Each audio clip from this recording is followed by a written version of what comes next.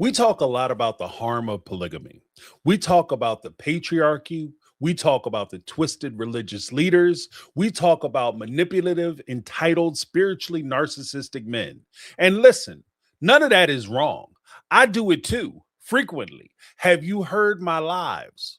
But if we're going to be fair arbiters of the truth, we have to widen the lens because systems like polygamy don't survive on men alone. They survive because of the quiet co-conspirators. And before the comment section combusts, no, this is not about blaming women for patriarchy. This is about acknowledging that some women don't just survive these systems, they normalize them, they enforce them, and sometimes, yes, sometimes, they protect them. You're here with me where you wanna be at the algorithm.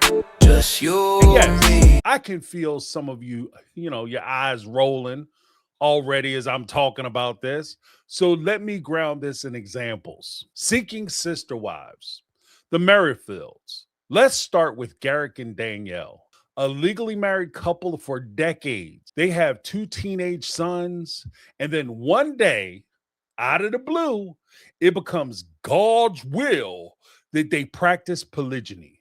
Convenient how that works. Husband enters midlife, and all of a sudden, the big man is giving him permission to cheat on his family. So they divorce, not emotionally, not spiritually, just legally. Then they travel to Brazil to find a wife.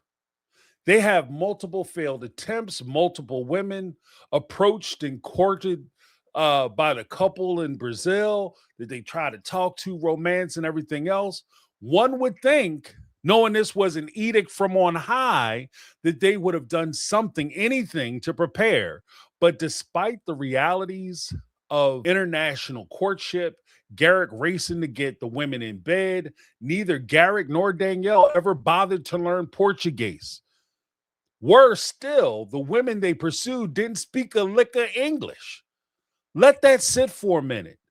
Long short, they bring a young lady, Lorena, to the United States on a K-1 visa.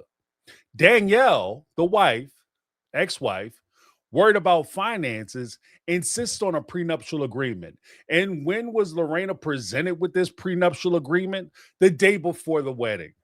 Just to keep score, she's in a country she doesn't understand, with a language she doesn't speak, with her legal status hanging in the balance. She's asked to sign a legally binding document that could ruin her life if this match made in hell doesn't work. Excuse me if this doesn't feel like it's divine in nature. Shortly after, she has a baby. And for the entire season, the audience's consensus is clear. Garrick is the monster.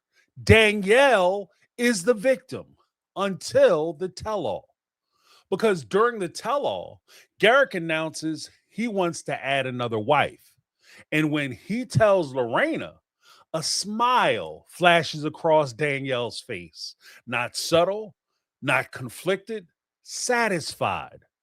She immediately jumps to the familiar refrain, oh, we always intended to add more wives.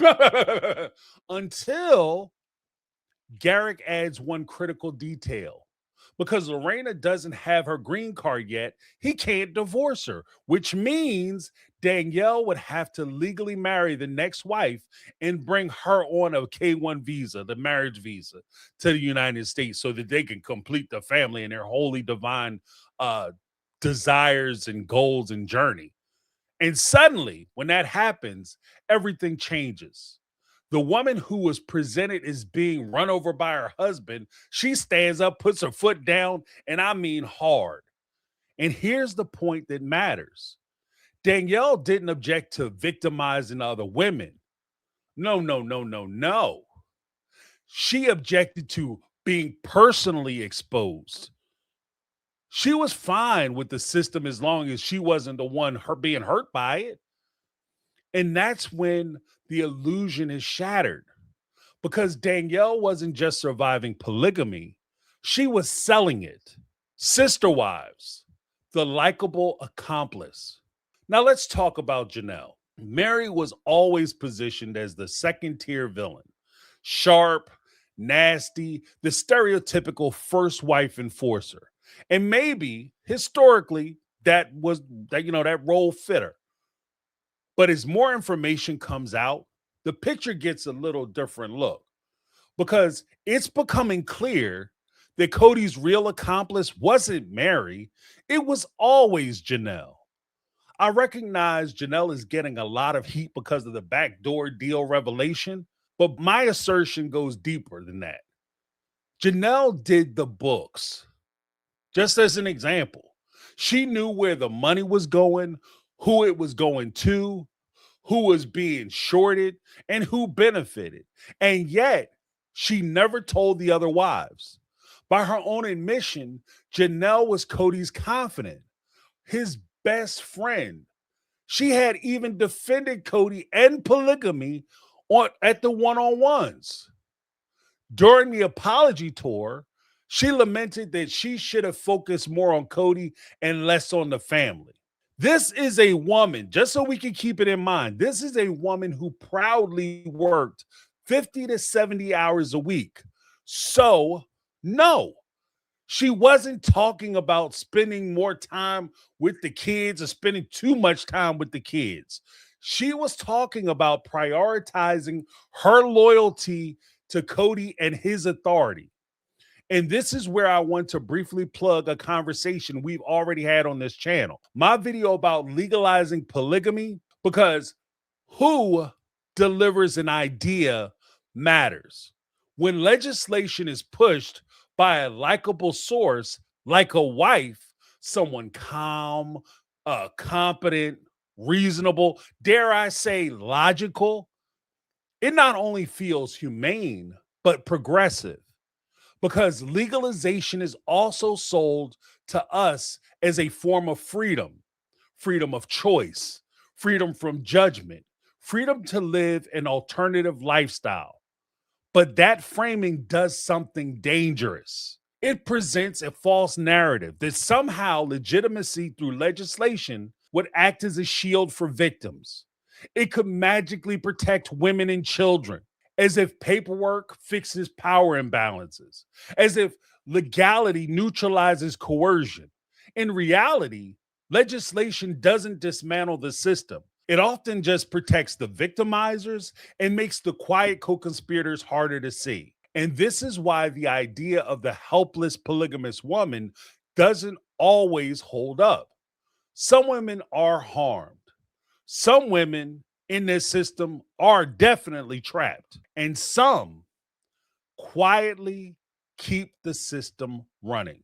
That doesn't make them monsters, but it does make them accountable, because patriarchy doesn't just survive through domination. It survives by rebranding itself as an alternative lifestyle, as a personal freedom, as choice. But what's being offered isn't an alternative way to love. It's an alternative way to organize power. That's why he's the GOAT! The GOAT! If you're enjoying this deeper analysis, make sure you're subscribed. Hit that like button and comment down below. And if you want to take this conversation further, check out My Take on Reality Live. That's my alternative channel where I do live streams.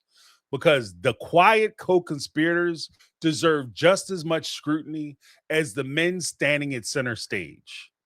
That's my take. I'm James. And this has been My Take on Reality, and I'm out. 'Cause I've been living life.